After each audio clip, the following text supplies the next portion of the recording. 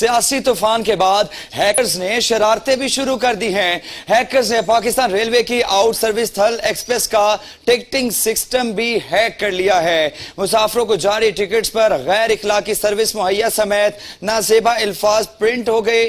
गैर इखलाकी सर्विस की फराहमी वाली टिकटें मिलने पर मुसाफिर भी हैरान और परेशान हो गए। रेलवे हुक्काम की जानिब दरख्वास्त पर FIA साइबर क्राइम विंग ने कार्रवाई शुरू कर दी है। आपको बताते चले, सियासी तूफान के बाद हैकर्स ने शरारतें भी शुरू कर दी हैं। हैकर्स ने पाकिस्तान रेलवे की आउट सर्विस थल एक्सप्रेस का टिकटिंग सिस्टम भी हैक कर लिया है। मुसाफिरों को जारी टिकट्स पर गैर इखलाकी सर्विस मुहैया समेत नाजेबा अल्फाज प्रिंट हो गए। गैर इखलाकी सर्विस की फराहमी वाली टिकट्स मिलने पर मुसाफिर भी हैरान और परेशान हो गए।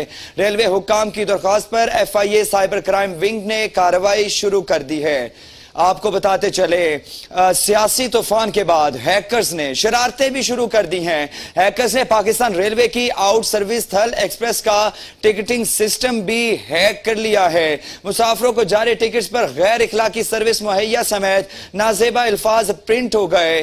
गैर इखलाकी सर्विस की फराहमी वाली टिकट्स मिलने पर मुसाफिर भी हैरान और परेशान हो गए। रेलवे हुक्काम की दरख्वास्त पर FIA साइबर क्राइम विंग ने कार्रवाई शुरू कर दी है।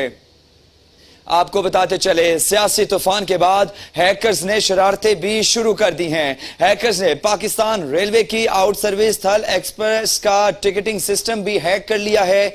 मुसाफिरों को जारी टिकट्स पर गैर इखलाकी सर्विस मुहैया समेत नाजेबा अल्फाज प्रिंट हो गए हैं। इसी पर बात करेंगे ब्यूरो चीफ रावलपिंडी उस्मान मुगल से। उस्मान मुगल, बताइएगा, एक सियासी तूफान के बाद यकीनी बात है हैकर्स की जानिब से ये शरारतें शुरू कर दी हैं, मजीद क्या अपडेट्स हैं? जी देखिए, ये रावलपिंडी में नामालूम हैकर्स ने पाकिस्तान रेलवे के आउटसोर्स थल एक्सप्रेस का जो टिकटिंग सिस्टम है उसे हैक कर लिया और मुसाफिरों को जारी टिकट्स पर गैर इखलाकी सर्विस मुहैया समेत नाजेबा अल्फाज भी वो भी प्रिंट हो चुके हैं। और थल एक्सप्रेस के IT मैनेजर ने DS रेलवे को दरख्वास्त में सिस्टम हैक करने का इंकशाफ भी कर दिया है।